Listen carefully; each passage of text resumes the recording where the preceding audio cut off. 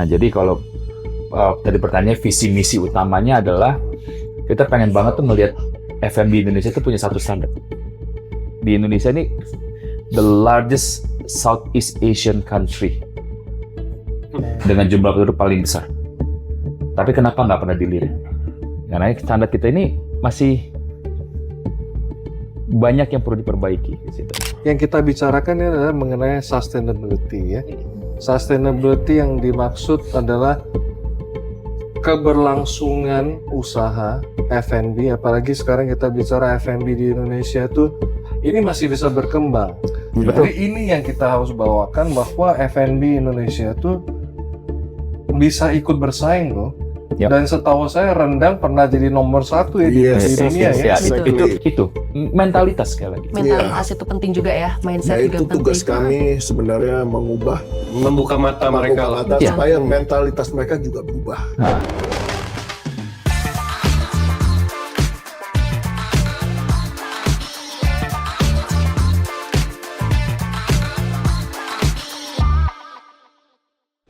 Hello everyone, welcome back to Dialog Podcast. Dan episode kali ini kita nggak jauh-jauh membahas tentang hospitality, khususnya F&B business. Dan hari ini kita akan membahas tuntas F&B business dari berbagai sisi bersama dengan para expert di bidangnya masing-masing.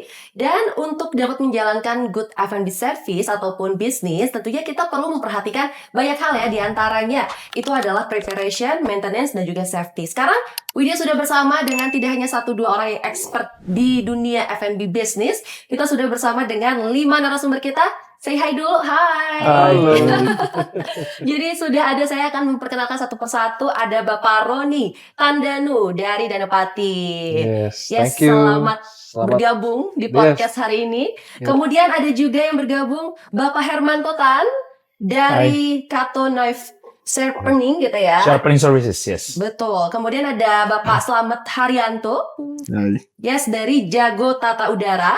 Ada Bapak Roy Sunarso dari Cromwell Water Purifier. Dan juga Bapak Ronald Prasanto, seorang chef juga. Nanti kita akan membahas lebih lanjut lagi terkait dengan bagaimana sih untuk kita bisa mengembangkan khususnya F&B service atau bisnis di Indonesia. Seperti itu. Tapi sebelum kita masuk nih, jadi bapak-bapak ini juga tergabung dalam satu grup yang fokus juga untuk mengembangkan F&B business di Indonesia khususnya ya, yaitu adalah Masterclass Collaboration. Boleh di-spill sedikit kira-kira Masterclass Collaboration atau MCC itu sebenarnya apa sih? Mungkin Oke, ada mau siapa siapa? yang berkenan Silakan. untuk Kenapa pada menunjuk ke gue? Pak Ketua, silakan. Ya, jangan gitu lah, jangan bilang nama ketua lagi. Oke. Awalnya ini adalah suatu edukasi direct kepada klien sebelumnya. Namanya Masterclass saja. Itu sebelum tahun 2002, setelah COVID ya. PT Masrada itu sudah melakukan Masterclass tersebut. Nah, lalu tahun 2022 September itu baru pertama kali PT Masrada itu, karena Masrada adalah dealer kami di Kato, dia mencetuskan gimana kalau kita bikin Masterclass Collaborations. Jadi nggak hanya involve dengan apa yang Masrada jual saja untuk edukasinya, tapi dari berbagai macam pihak yang bersangkutan dengan F&B untuk melengkapi atau menanggulangi masalah-masalah tuh yang ada di kitchen, seputar kitchen dulu pada awalnya kitchen. Nah, jadi di-involve saya dan Pak Roy pada saat itu ya 2022 di Bali pertama kali ya. Ya, betul. Nah, sejak itu terus berkembang bertambah, ada STC sebagai utensil supplier, lalu juga ada Jago Tata Udara, ada Daya Alam sebagai solar panel provider, terus ada juga Buru Hama akhirnya sebagai pest lalu control. ada dari pest control, lalu Decostar sebagai fit up contractor, lalu ada juga yang baru pertama kali ikut dan akan jadi tim tetap dari Danapati. Jadi kita juga mendapatkan overview secara, makanya judul kali ini adalah F&B 360. Dan ada STEM juga, Pak. Oh ya, ada STEM. Yes. STEM adalah dari sebagai software management di sini. Itu penting banget dari satu proses restoran untuk recordingnya, loggingnya semuanya ada di STEM yang berhubungan di situ. Jadi kata kunci adalah kolaborasi ya. Kolaborasi. Semuanya punya bidang dan partnya Betul. masing-masing gitu ya. Betul. Untuk menunjang bareng-bareng biar F&B Betul. Dan di sini Indonesia di ini antara bisa kita yang baik. uniknya dari grup kita ini tidak ada saling kasih komisi. Ya. Betul. Tidak involve dengan uang ya dalam arti kata Iya, commissions sekali ya. tidak. Ya kecuali misalkan kalau kayak memang Mas Radar di dealer kami ya, STC dealer kami ya mereka akan ada sebagai dealer gitu kan. Tapi kalau kayak dari Jago Tata Udara untuk berkolaborasi ini ya bila ada customer yang punya masalah dengan udara, silakan langsung bicara dengan expertnya. Iya. Punya masalah dengan expertnya langsung. Punya masalah dengan hospitality expertnya langsung gitu. Iya. Nah, ini kolaborasi ini sangat baik sebenarnya gitu. Betul-betul. Dan ini dari sebagian kecil yang tergabung dalam Masterclass kolaborasi seperti Betul. itu ya. Iya, Masih betul, banyak lagi betul. teman-teman yang lain yang juga punya expert yang pastinya tidak jauh-jauh dan memang berhubungan dengan F&B bisnis seperti Betul. itu. Betul. Nah, mungkin viewers nih masih belum begitu tahu atau paham gitu ya tentang masing-masing bidangnya. Mungkin bisa sedikit disampaikan dari mungkin Bapak Herman terlebih dahulu tentang Kato itu apa sih sebenarnya? Oke, sebelum saya masuk ke Kato, saya mungkin tadi ada yang kurang sedikit. Jadi waktu customer itu datang, pada awalnya hanya berpikir, oke saya ada kebutuhan untuk mesin. Tapi dia nggak menyangka bahwa mesin itu correlated itu banyak banget hubungannya. Jadi dari begitu mendengar dari udara, oh ternyata kalau saya punya mesin saya harus ada ini. Air itu penting sekali karena mesin itu membutuhkan air. Jadi ini bersambung semua gitu. Nah itu penting banget. Nah kalau untuk Katonya sendiri, kami adalah jasa pengasahan pisau pertama mungkin di Indonesia yang masuknya ke profesional di sini. Jadi kami serving restoran, hotel, fish processing, meat processing, airline catering. Ya, semua yang membutuhkan pisau banyak sekali. Rumah tangga pun kami layani. Jadi kami punya 2 side bisnis adalah B2B, B2C. Lalu kami juga nggak hanya di F&B, tapi kami juga di industrial. Contoh kayak pabrik daging, pabrik plastik. Itu kan membutuhkan pisau, caca plastik. Ya, potong plastik, pabrik kain, garment. Itu juga customer kami banyak di situ. Nah, itu kira-kira dari kami. Kami adalah perusahaan yang hanya mengasah pisau, tidak menjual pisau di sini. Nah, kapasitas kami satu hari itu kurang lebih 1.500 pisau yang bisa kita asah per hari. Per harinya. Per hari. Oke, itu sedikit ya tentang Kato ya. Masih banyak lagi mungkin yang bisa Masih kita banyak. cari tahu lebih dalam lagi ya. Betul. Kemudian kita mau ke Bapak Slamet Jago Tata Udara. Boleh diperkenalkan sedikit sebenarnya apa sih itu? Saya Slamet Haryanto dari PT Jago Tata Udara. Saya bertanggung jawab pada tata udara terutama di kitchen ya dan dining area. Ya, jadi saya banyak kasus di restoran di Indonesia yang tata udara di kitchennya berantakan sehingga asap, bau itu pada masuk ke dining area menyebabkan tamu tidak nyaman, ya kan. Nah, makan juga nggak happy, seperti itu. Jadi itu yang saya mau coba perbaiki di sisi itu. Ya. Sirkulasi udara dan lain sirkulasi sebagainya udaranya, ya. Oke, kemudian kalau dari sisi air, boleh diperkenalkan sedikit Crownwell. Kalau dari sisi saya sebagai water treatment specialist itu kita basically kalau di F&B business itu kita ingin mengedukasi dan mengaplikasikan suatu sistem water filtration yang proper, yang layak. Itu kenapa di visi kami di Cromwell Group itu adalah delivering proper water for everyone. Jadi di sana kita ingin mengedukasi market bahwa untuk mendapatkan suatu air yang proper atau layak, itu ada step tertentu yang memang harus diikutin, tidak bisa di-skip. Dalam artian misalnya contoh, kita harus doing the test lab, kita harus doing the survey, system design, dan kemudian baru application. Dan itu semua banyak kalau saya lihat di F&B Indonesia ya, itu menurut saya belum optimal apa yang mereka gunakan. Jadi problem dengan, ya contoh paling common adalah dengan kerak kapur di equipment, terus kemudian dengan air yang mungkin masih tidak bebas dari bakteri, bau, dan lain sebagainya, atau bahkan berkaitan dengan flow air tersebut kurang mencukupi, kurang memadai. Dan biasanya yang terimbas adalah si business owner sendiri yang pemilik restoran ini, yaitu dengan adanya kerusakan equipment atau mungkin suatu kondisi yang menyebabkan rasa makanan dan minumannya terimbas dikarenakan air. Kebanyakan sih nomor satu adalah equipment yang cenderung akhirnya menjadi bermasalah dikarenakan air. Nah itu yang kami dari Cromwell Group, kalau misalnya dalam hal yang division F&B, kita ingin fokus membantu pelaku F&B di Indonesia ini untuk mendapatkan sistem yang layak. Gitu. Jadi itu adalah perannya juga ya. Iya, betul. Kita ada beberapa divisi lagi seperti misalnya Clean Water Filtration System, RO untuk brackish and seawater desalination. Bahkan kita ada tim khusus divisi yang untuk swimming pool system. Kita tidak membuat badan swimming pool, tapi kita merancang dan mendesain sistemnya. Jadi pemipaannya bagaimana, harus seperti apa, besarnya berapa, pompa filtrationnya seperti apa, lampunya di mana. Itu kita banyak melakukan itu baik untuk komersial maupun private. Jadi kita klien kami ranging basically dari residential, komersial sampai ke industrial. Gitu. Oke. Sip, sedikit gambaran juga ya untuk viewers. Kemudian kalau dari Bapak Ronald, selaku chef mungkin mau memperkenalkan sudah berapa lama sebagai chef dan lain sebagainya. Saya Rora Prasanto dari Inori Gelato. Berapa lama? Saya masuk dapur 2005, Pak. 20 tahun, wow. Tua di dapur kayaknya nih. Ya pokoknya gitu lah kira-kira. Ya jadi awalnya emang karena happy jadi dapur.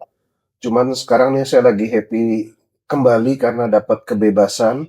Dalam Gelato saya punya kebebasan untuk berkreasi menggunakan any ingredients. Jadi sekarang lagi seru di Gelato lagi.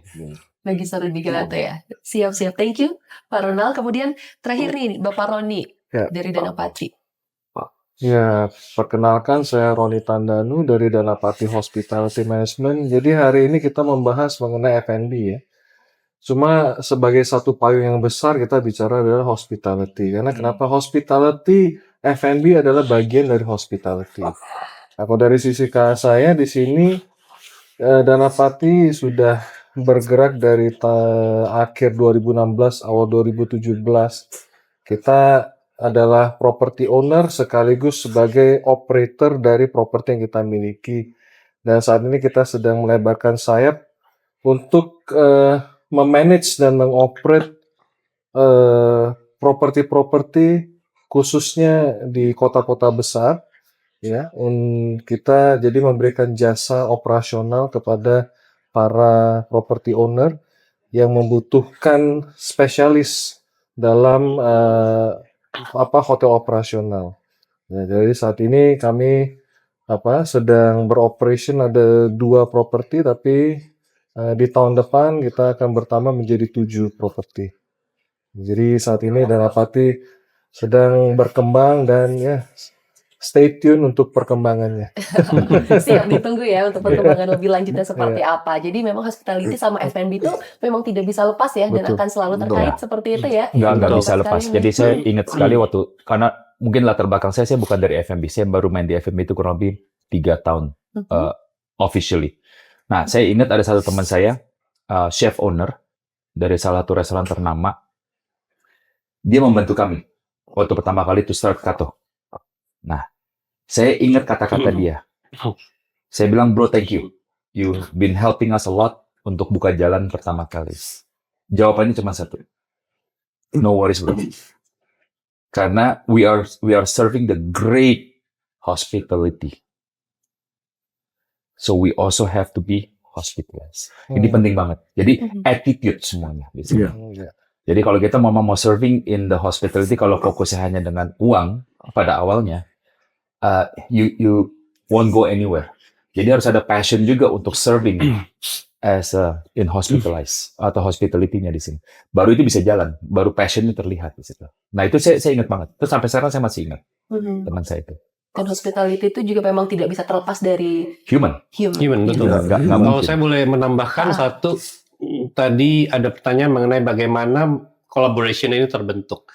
Tadi Pak Herman mungkin sudah menjelaskan dari berbagai macam disiplin yang dimana semuanya berguna untuk F&B bisnis. Ada satu hal lagi, spesialis seperti kami ini, mungkin di Indonesia ada banyak.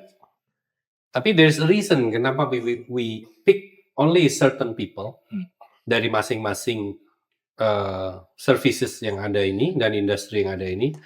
Dikarenakan pada saat kami select a new member, itu kami selalu berembuk, berdiskus mengenai, oh this new member nih, bagaimana nih sifatnya dia. Dan yang kita lihat adalah the owner. Jadi the owner of all the business yang ada di Masterclass Collaboration, itu ownernya sendiri langsung harus very committed to what so called service. Jadi kita make sure bahwa partner kita ini service oriented. Otherwise kan apabila kita misalnya merekomend seorang, misalnya saya lagi ada project di kitchen mana masang water filtration, terus kemudian dia ada yang tahu nggak ini misalnya yang bisa tata udara. Kalau saya rekomend Pak Slamet, tapi beliau tidak service oriented orangnya, Atau hands-on. ya tidak hands-on, hanya profit oriented, quote unquote, ya mungkin saja bisa akhirnya membuat nama saya juga menjadi jelek. Karena Betul. kalau dia membuat kesalahan dan, oh sorry, saya nggak mau tanggung jawab, gini-gini bukan urusan saya, bla bla bla. Nah itu akan membahayakan the whole collaboration. Iya, Karena we're one pack and one group. So we have to make sure every one of us itu harus very service oriented dari ownernya. betul. Sama satu orang pun kalau misalkan the service not good, kita keramasin rame-rame. Ya, Wow. betul. And no hard feelings. Iya. Karena apa? The way you do will affect all of us as a collaborator. Iya. Iya. Dan begitu pula kita berkomit kalau before I do it, I have to think others karena ini akan affect juga ke yang lain. Ya. Jadi makanya itu bolak-balik di sini. Ya. Gitu. Dan kami sangat menjaga itu kualitas service, the quality of service kita sangat menjaga bahwa every one of us bisa deliver the same quality Iya. of service. Atau misal kalau ada satu yang kurang, kita push dia. Ya, kita kasih feedback. Kita kasih feedback. Iya. Kurang apa? Mau dibantu gimana? Ini Ya intinya saling melengkapi ya. Karena Betul, kan betul. kita bicara masing-masing adalah expert ya. Kita tentu bukan generalis. Di sini adalah masing-masing spesialis. Jadi yang kita butuhkan di sini adalah ya ini bicarakan kolaborasi, teamwork, dan visi misinya tuh jelas. Iya. Jadi supaya apa? Kalau memang ada permasalahan, ya udah kita saling support, saling carikan solusi. Karena apa? Yang orang kenal tuh adalah bapak-bapak dan saya di sini. Iya. Jadi kita adalah one front yang supaya calon owner, calon investor ataupun calon customer melihat kami itu adalah satu tim yang solid. Ya, jadi Betul. ibaratnya kita tuh ya one stop shopping solution untuk kepada calon. Dan semua owner ini pada pasang badan. Ya. Bahasanya. Pasang Betul. badan artinya kalau sampai misalkan suatu pekerjaan tidak baik, ini akan efek semuanya. Kita semua pasang badan maju rame-rame. Jelasin. Betul. Gitu loh. Itu pernah terjadi soalnya. Betul. Pernah terjadi. Kita sama-sama kita pasang badan. Karena mistake itu pasti terjadi. What makes a difference adalah bukan membuat sesuatu itu no mistake. Kalau no mistake itu dengan sengaja maupun tidak sengaja kan bisa terjadi. What makes a difference adalah how we correct the mistake. Iya. Itu yang make a difference. Itu menunjukkan bagaimana kita bertanggung jawab terhadap suatu kesalahan. Mentality itu yang harus dipunyai. Kalau ngomongin visi misi, apa yang menjadi visi utama dari Masterclass Collaboration ini? Oke. Goals-nya atau Ini interesting questions tuh. Iya. Interesting questions. Nanti setelah ini semua ini terjadi, nanti mungkin kita mesti tanya dari point of view-nya chef juga, karena dia ini yang tiap hari mengalami masalah-masalah di dapur dengan timnya, atau dia punya pengalaman juga di profesional sebelumnya ya di sini ya. Nah jadi kalau tadi pertanyaannya visi misi utamanya adalah kita tuh pengen banget, tadi sempat kita udah bahas juga ya Bu ya. Kita pengen banget tuh ngelihat F&B Indonesia tuh punya satu standar. Kalau kita bicara Michelin Star itu another topic, tapi there's a reason why di Indonesia ini the largest Southeast Asian country dengan jumlah penduduk paling besar. Tapi kenapa nggak pernah dilirik? Apa yang menjadi? Kenapa Singapura yang begitu kecil Michelin Star udah ada? Karena standar kita ini masih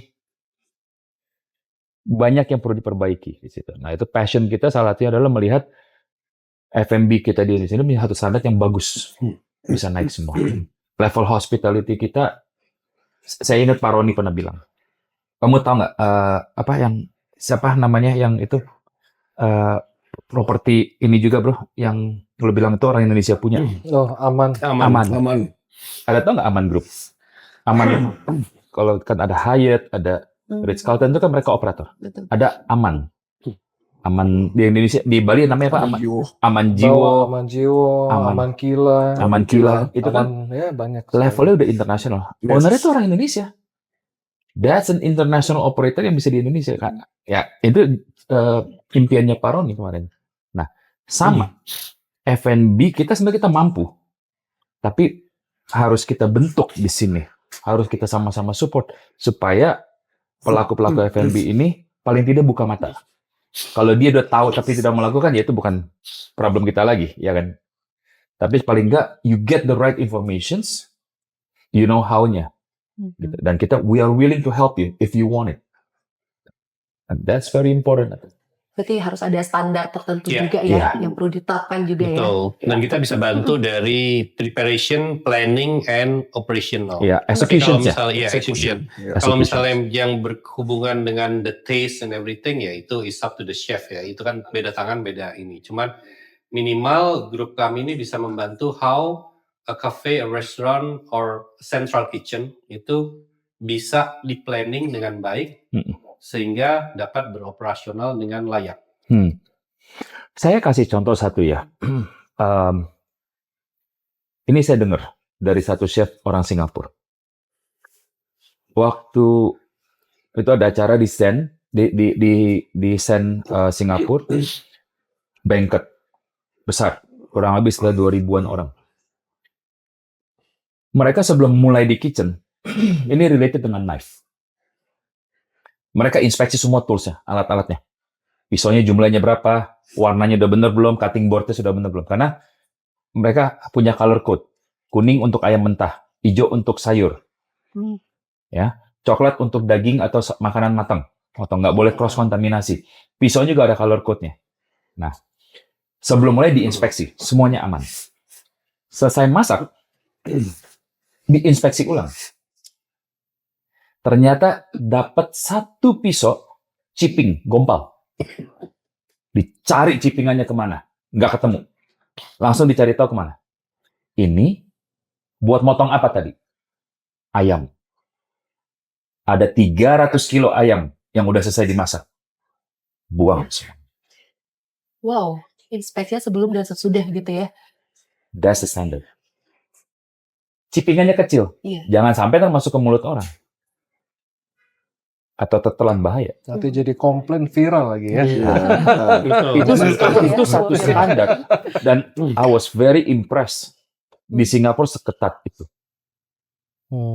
Kalau di Indonesia ada chippingan, waduh 300 kilo. Sayang banget. Sayang. Ya, di Indonesia masih jauh tuh ngelihat hal-hal detail dan kecil seperti itu, ya kan. Nah, makanya kita tuh mengedukasi sekarang ini tuh sebenarnya kita tuh mengedukasi supaya apa? Supaya mereka tuh juga terbuka wawasannya, pikirannya untuk bagaimana punya standar yang kita nggak kalah deh dengan luar negeri ya. Nah, ujung-ujungnya apa sih? Itu pelayanan sebenarnya. Kita melayani customer. Melayani customer. Ya.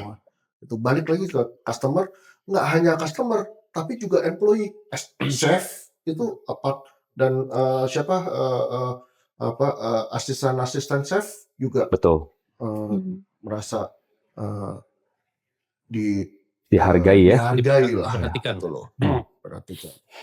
Sebenarnya semua ini relatednya banyak banget sih. Kalau saya lihat, mungkin Pak Roni. Ya. Ya, justru kalau motonya Pak Slamet, a happy chef, good life, Yeah. deliver good food. Kalau motonya saya, sharp knife, happy chef. Ya. Kuncinya happy chef. Benar, Happy chef. Ya betul ya. Iya kan? Chefnya happy, makanannya enak, Iya. Customer happy. Betul. Betul. Gitu. Tapi Sama. kalau chef happy nggak dengan kondisi F&B sekarang di Indonesia? masih bisa jauh lebih berkembang ya. Potensinya besar sekali Betul. ya ke depannya ya. Cuman emang masih ada banyak area spot-spot yang mesti sama-sama diperbaiki ya. Nggak bisa sendirian. Iya. Betul. Itu saya setuju, nggak bisa sendirian. Salah Nggak bisa satunya sendirian. mungkin Banyak sekali kayak misalnya distribusi, informasi, bahan baku. Hmm. Saya udah 20 tahun di dapur. Mm-mm. Baru minggu kemarin saya dapat sekitar 12 bahan baku baru. Iya. Ada Dari Indonesia ya? dari Indonesia, dari suku Dayak, ada namanya terong bulu. Yang emang itu adalah buah-buah hutan. Nah, dengan teknologi kemajuan yang sekarang, bukannya kita bilang, otentik-otentikan. Dengan teknologi justru kita memastikan ini aman. Kita tahu informasi ini cara ngilangin. Ada beberapa buah yang mempunyai racun atau dia punya proteksi diri, Toxic ya? toksiknya. Dengan informasi ini kita harus bisa mencegah, bukan cuma ngomong, nggak otentik. Gitu. Iya. Menarik. Jadi source kita sebenarnya banyak yang belum terekspos. Iya. Bahkan ya, saya kebetulan sama teman-teman suka sekali dengan seafood. Hmm. Mencari ikan bagus aja di Jakarta sangat sulit. Iya. Sedangkan kita adalah negara terbesar, maritim. negara maritim terbesar di dunia. Iya, kalau saya bilang balik lagi ya ke podcast dialog yang pertama yang pernah saya sampaikan di episode pertama, yang kita bicarakan ini adalah mengenai sustainability ya. Sustainability yang dimaksud adalah keberlangsungan usaha F&B, apalagi sekarang kita bicara F&B di Indonesia itu masih banyak room of improvement ya dibanding dengan negara-negara tetangga seperti Singapura, Jepang dan lain sebagainya. Ini masih bisa berkembang. Nah, jadi bapak-bapak sekalian di sini bersama dengan saya ingin membawakan edukasi ini kepada para penonton, kepada masyarakat umum, bahwa yang kita inginkan adalah F&B Indonesia tuh harus berjaya terus terang. Yes. Ya, F&B Indonesia tuh maaf kata sekarang ini masih banyak ruang untuk Sangat. kita expose ke luar. Karena Sangat. kenapa? Kita bicara F&B Indonesia, kita bicara dari Sabang sampai Merauke, makanannya luar biasa. Macam ragam. Ya. Tapi kenapa yang sekarang masuk justru makanan-makanan yang luar negeri lebih beken di dalam negeri kita? Iya. Jadi ini yang kita harus bawakan, bahwa F&B Indonesia itu bisa ikut bersaing loh. Ya. Dan setahu saya rendang pernah jadi nomor 1 ya Yes, di dunia Yes, ya. ya. Itu juga salah satu yang saya mau bahas juga tuh, rendang. Sekarang pertanyaannya, siapa yang bilang rendang Indonesia yang paling otentik? Rendang dari mana? Betul nggak, bro? Ini sebagai chef. Kalau lu sebagai judge, rendang Padang, rendang mana nih? Rendang Medan, Rendang Aceh, rendang Aceh. nggak pakai santan. Nah, rendang mana nih? Di Jakarta juga ada rendang, Bali juga ada rendang. Iya. Itu udah beda-beda semua cara masaknya. Sebutannya semua rendang. Jadi ada beberapa hal lucu yang menurut saya mesti kita angkat. Ada teman saya, dia chef dari Austria, tinggal di Bali 2 tahun. Habis itu dia bilang, gue udah cobain semua makanan Bali. Karena dia tahu aku suka street food, jadi dia menceritakan dia makan street food, makanan Bali. Makan apa? Sate ayam. Nasi goreng. Somai. Itu bukan Balinese food. Jadi buat orang luar, mereka tidak bisa membedakan antara makanan tiap daerah. Jadi bagi mereka semua kaki lima, itu makanan Bali. Gitu. Cara beli dan makannya di Bali. Iya, betul. Karena dipikir itu ya. I agree. Ya, jadi lebih ke itulah, lebih kita gimana expose bahwa ya ayo sama-sama semua kita mengedepankan F&B Indonesia. Ya, bisalah kita berbicara dengan para narasumber di sini ya, maksudnya untuk ayo coba kita cari tadi kok bicara mengenai visi misi ya untuk mengedepankan F&B Indonesia, memajukan supaya dari sisi F&B Indonesia tuh banyak perkembangan yang sangat spektakuler terus terang. Karena apalagi dari sisi hotel pun juga demikian ya, selalu saya bicara. Restoran di hotel tuh sudah masanya itu harus berinovatif, tidak bisa tidak bisa seperti template tradisional, tidak bisa lagi. Jadi sudah harus memikirkan out of the box. Betul. Dan dapur itu very complex. Jadi kalau tadi saya sempat ibaratkan tuh kayak sebuah mobil, ya bisa bergerak. Mobil itu ada rodanya, ada suspensinya, ada remnya, ada instrumennya, ada electricalnya, ada piston engine-nya. Kalau mungkin sekarang mobil baterai lebih keterlihatnya lebih kompleks, lebih simpel, tapi cukup kompleks dari software-nya. Nah, yang saya mau bicarakan suatu roda berputar di dapur itu satu dengan yang lain berkaitan. Contoh, ini seringkali yang saya dengar. Selalu teman kita yang di Mastrada seringkali dapat komplain dari customer-nya. Begitu mesin rusak, yang paling pertama disalahkan siapa? Mesin provider. Betul ya? Padahal sumber datanya adalah kualitas airnya tidak pernah dijaga oleh dia.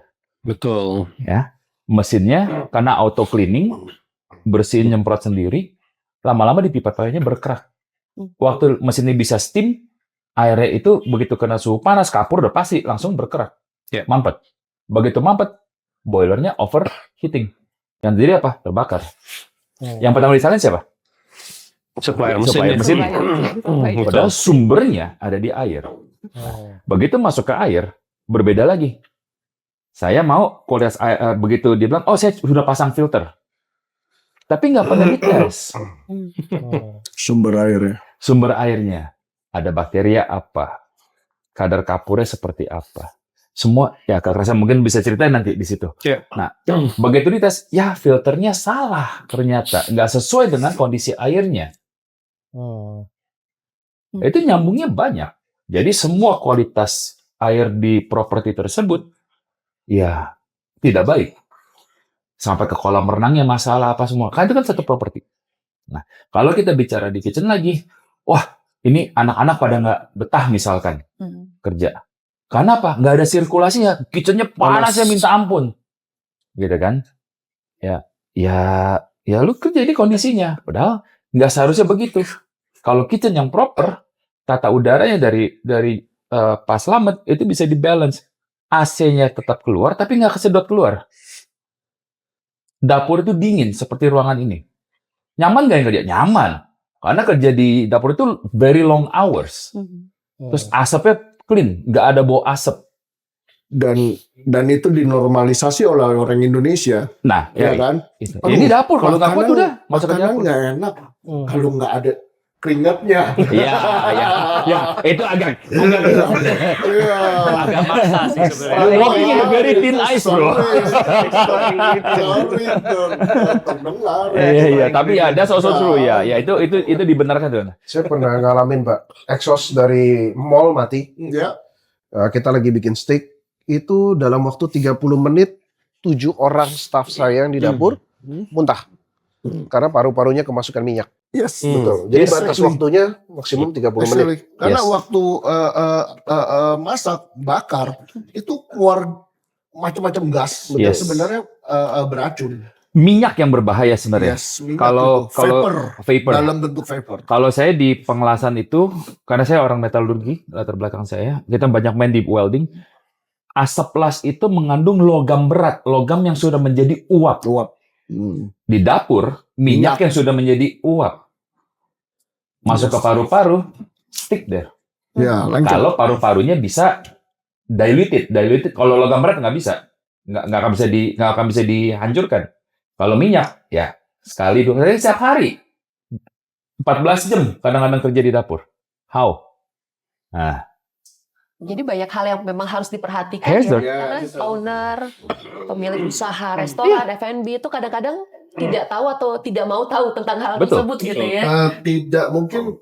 Bukan tidak tahu, tapi tidak ada yang memberitahu seberapa penting Hal poin-poin itu. tersebut. ya. Gitu loh. Atau kadang-kadang yang penjual juga maunya budget saja. I see. Asal ya ini Yes, kita yes. ini Iya, fakta iya. nyata. Sorry itu saya. Yes. If you pay peanuts you get monkey. Bahasanya gitu. Hmm. Ini real gitu loh. Ya. But if you want to get the proper one, you pay premium. Premium bukan berarti harus yang ya unreachable, bukan. Premium itu karena segala sesuatu itu ada harga yang harus dibayar. Bukan unlimited lah. Iya, Yes. Iya. Ya ibaratnya yang dibayarkan itu akan dapat dengan angka yang sesuai. betul. Nah, jadi bukan dibilang wah ini harganya ekstravaganza Iya, yang luar biasa. Kita di sini bukan hanya sekedar mengejar profit, tapi kita mengejar keberlangsungan terus Iya. terang. Betul. Ya, jadi kita bukan di sini bikin bisnis hit and run, dapat uang gede, kabur. Enggak. Kita di sini kita membangun satu sustainability dari usaha itu tersendiri. tadi sempat kita bahas juga. Restoran baru mau buka. Waktu lagi food test atau food development itu cost harus ditekan 35%, betul nggak kalau restoran? Minimum, maksimum. Maksimum. Lebih dari 35 lu R&D ulang, betul ya? Bahkan kalau bisa mencapai 30% udah bagus, 25% udah jarang deh ya. Minuman biasanya. Minuman bisanya. Nah, pertanyaan gini, kenapa restoran tuh waktu mau start, chef R&D dengan owner semua approve itu anggap 35% lah ya, dapat. Tapi setelah running 6 bulan, kok naik ke 40%. Setelah jalan 1,5 tahun, kok costnya jadi 60%. Nah, kan menjadi pertanyaan bagi banyak orang. Ya, pada waktu R&D, mesin ovennya baru, mesin cuci piringnya baru. Betul? Pisaunya masih baru tajam. Iya. Semuanya baru. Karena tidak di-maintain, kan degrading operasionalnya. Mesin di dapur itu, oven itu, mesin air itu adalah mesin cetak duitnya. Kalau mesin cetak duitnya tadinya performa 100, sekarang turun ke 40%, ke 60%, berarti udah efisiensi kurang 40% dari optimum. Nah, orang di Indonesia itu banyak sekali yang berani beli, tapi nggak berani maintain.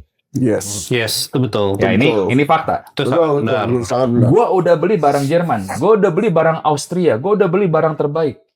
Ya lu cari duit sampai mati. Bahasanya gitu. Nah, lupa dia, barang makin high end, butuh maintenance supaya your cost itu tetap di angka 90% performance.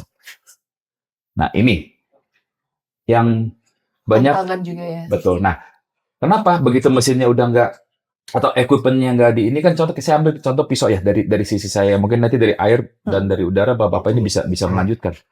Kalau dari pisaunya baru lewat 2 minggu 3 minggu pisau itu tumpul nggak di maintain. Oke lah digosok lama-lama udah nggak. Nah, sebelumnya satu orang kapasitas motong dia mungkin anggap 100 kilo sayur. Begitu pisau tumpul turun tinggal 60 kilo. Makin hari turun lagi. Kenapa? Akhirnya kan, wah ini kerjaan nggak selesai. Katanya restoran rame. Tambah orang lagi. Hanya untuk 2 orang yang mengerjakan satu pekerjaan. Make sense nggak, Iya. Ibu? Jadi, dari situ, cost nambah tanpa disadari. Mentang-mentang restoran rame. Masih ke cover, Tapi begitu ada satu momen, F&B lagi drop sedikit aja. Langsung ke pontang-panting. Cost-nya meningkat, ini nggak ke cover. Dan segala. You don't pay attention on the details. In F&B itu detailing is a very, very meticulous, very important. Harus dipikirkan dan dilihat secara mendetail juga semuanya ya. Secara makanya spherical. Nggak bisa cuma dari satu angle only. Iya. Dari planningnya sih yang menurut saya paling penting ya. Karena kalau melanjutkan Pak Herman tadi dengan contoh mengenai masalah cost, biaya dan segala macam itu jujur saya masih terkadang merasa bingung dan aneh. Karena begini, dari masterclass 2023 sampai 2025 ini, dan setiap masterclass, setiap session itu diikutin dari 10 sampai 20 company di kita, yang datang 1-2 orang, ya berarti anggap 20 sampai 40 orang datang. Anda percaya nggak? Saya selalu bertanya di setiap session saya adalah siapa yang merasa bahwa beli kitchen equipment ini mahal? Oh, semua yang angkat tangan. Saya selalu tanya, siapa yang merasa bahwa dalam membuat suatu bisnis F&B, baik itu cafe, restoran, atau central kitchen equipment ini porsinya dari sisi cost investment itu mayoritas. Semuanya angkat tangan. Meaning mereka sebenarnya mengakui bahwa hal-hal ini mahal. Tapi begitu saya tanya, Siapa yang pernah baca manual mesinnya? Baru 2 orang dari 2023 sampai 2025. Berarti udah ratusan orang yang ditanya baru dua itu orang. amazing buat saya. Jadi saya tuh terkadang mikir, apakah mindsetnya ini satu karena mahal jadi mereka mikir ini pasti bagus nggak bermasalah, Anti mati. anti mati, atau mereka merasa bahwa oh gampang ternyata semua equipment saya nggak harus mikirin yang lain karena saya udah keluar biaya untuk the best one. Dan ada garansi dari Dan ada distributor. garansi dari distributor. Pasti kembali lagi situ. Nah, itu kenapa saya di setiap session saya, pada saat saya menjelaskan mengenai air, saya selalu memberitahu mereka bahwa kalau mereka owner atau chef owner atau even kontraktornya merasa, oh saya udah tes lab, lolos kok parameter dari government semuanya, dianggap sebagai clean water standard atau air bersih yang sudah standar. Jadi harusnya nggak masalah. Mereka kalau tidak baca manual equipment-nya, itu mereka tidak akan pernah tahu bahwa standar yang digunakan oleh lab test air itu adalah standar untuk human body. Sedangkan standar yang dikeluarkan dari manual yang tertera Atau pabrikan mesin ya. pabrikan mesinnya itu standar untuk mesin. Nah, mereka nggak tahu bahwa ini berbeda. Betul. Contoh paling gampang adalah kapur tadi yang Pak Mesin Herman. kopi ya. Iya, mesin kopi, kapur, combi oven, dishwasher segala macam, ice maker. Di standar government itu disyaratkan clean water standard hardness atau kesadahan ini harus maksimal 500 mg per liter. Di bawah itu consider clean water. Tapi combi oven mensyaratkan 90 sampai 125 mg per liter. Berarti kalau air saya 200 mg per liter, secara standar government human body, it's okay. Tapi secara equipment, tidak, karena sudah jauh lewat. Makanya mereka kan bergerak. Nah, mereka nggak akan tahu itu sampai kejadian. Jadi kalaupun mereka pakai filtration, mungkin water filter suppliernya tidak mengetahui hal-hal seperti ini. Karena bukan spesialis yang mendalam. Nah, sehingga fenomena yang owner equipment rusak, teriak dulu ke equipment supplier, itu selalu terjadi. Dan saya selalu menerangkan kepada mereka, kalau ini terjadi, meskipun si kitchen equipment ini diteriakin, mereka akan cek airnya dulu. Oh, air Bapak beda standarnya dengan kita, mohon maaf. Jadi saya nggak bisa memberikan warranty ini karena air kamu tidak comply dengan standar mesin. Yang terjadi biasanya apa? Dispute, karena si owner nggak mau ngalah. Kan? Mereka mikir, oh tapi kan saya udah bayarin. Pokoknya mereka menganggap udah keluar duit banyak, jadi gue nggak bisa salah, udah gitu aja. Itu yang terkadang ya itu terjadi. Itu sering terjadi. Itu makanya itu bagi supplier mesin, jadi akhirnya nggak fair. Betul-betul. Kalau dari udara, maintenance Sama, seperti apa? Sama juga. Ini lebih kompleks. Ini lebih kompleks karena ini. banyak bagiannya. Jadi sama orang beli kitchen hood yang mahal import dari luar negeri, tapi lupa fan-nya cari aja yang murah gitu ya. Saya tanya banyak, oh ini udah import nih dari Belanda kitchen hood, ya. Tapi harganya wah mahal ya. Tapi kok nggak nyedot gitu ya. Lalu saya cek, ini fan-nya gimana? Oh, fan-nya cuman ada itu kok sesuai dengan requirement kitchen hood, ya. Sekian ribu CFM misalnya, air flow rate. Ya, cubic feet per meter. Lalu nameplate-nya tunjukin sekian. Terus saya tanya lagi, static pressure mana? Kadang-kadang mereka jawab, Apa itu, Pak? static pressure. Loh, itu ada di hood yang Ada benar, static, ada pasti dinamik. nulis pressure drop-nya berapa. Lalu hitung juga ducting-nya berapa panjangnya, ya kan? Nah, saya tanya, ini supplier fan-nya mana? Enggak tahu, Pak. Beli di Kenapa? Glodok. Belinya mana? Ya kalau Glodok masih bisa. Tokopedia. Masih bisa, betul. beli online. Nah, itu Nah. itu tuh berat tuh. Waduh, saya ngelus dada kadang-kadang begitu. Gimana? Hood kamu sudah mahal, import, tapi nggak function hanya karena kamu Pilih fan-nya nggak bisa sendiri. pilih fan gitu. Itu aja. Jadi Kompleks. halo gitu. Itu kompleks. Atau cari tukang pasang, bikin ducting, ductingnya bocor Nggak tengah-tengah. di-sealant. Nah, nggak di packing. Nggak Ya kan? di-packing. Ya, karena apa? Ya biasa orang tahu kita sealant. Tapi kalau kena udara panas berminyak, Iya. sealant copot, Copot. ya kan? Iya. Itu nggak banyak orang tahu harus pakai gasket rubber tipe Packing, tertentu gitu betul. ya. Nah, itu hal-hal kecil yang banyak orang tidak mengerti. Itu aja. Hal kecil yang kalau tidak diperhatikan jadi dampaknya besar ya Sangat kemana-mana besar. ya. Sangat besar. Besar. Iya. Suatu masalah besar itu datangnya kalau kita mau bicara root cause.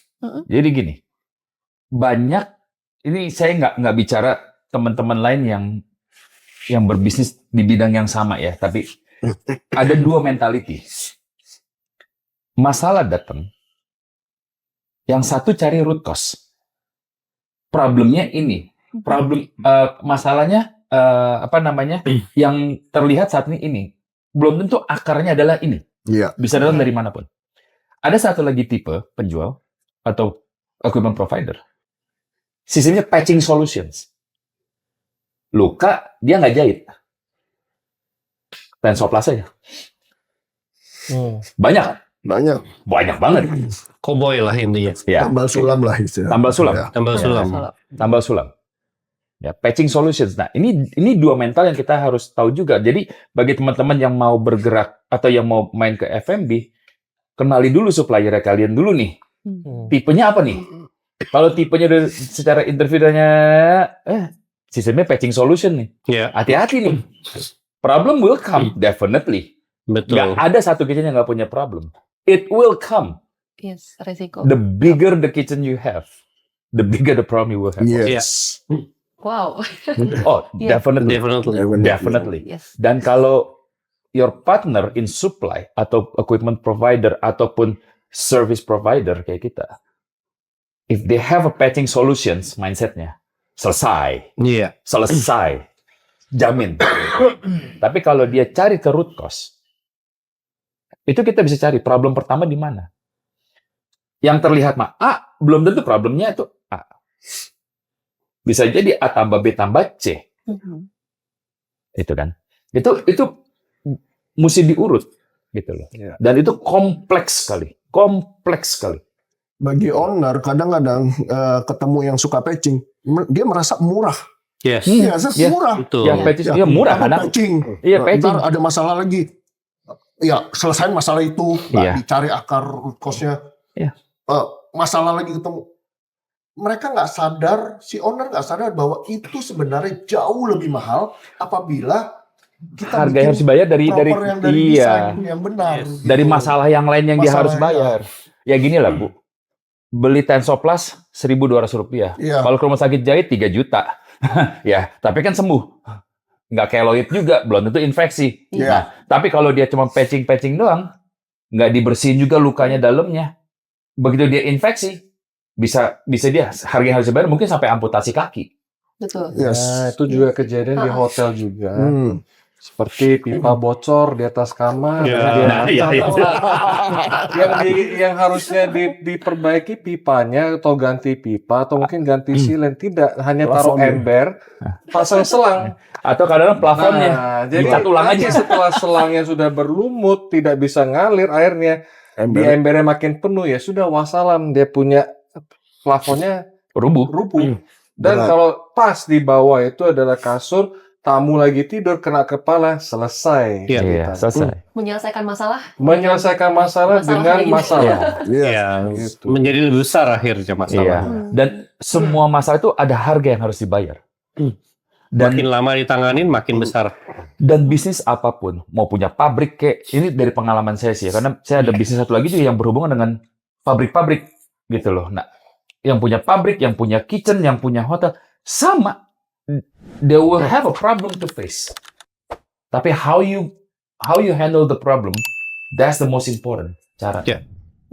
Itu mentalitas sekali lagi. Mentalitas itu penting juga ya, mindset Nah, juga itu tugas penting. kami sebenarnya mengubah Membuka mata mereka lah. mata Iya. supaya mentalitas mereka juga berubah.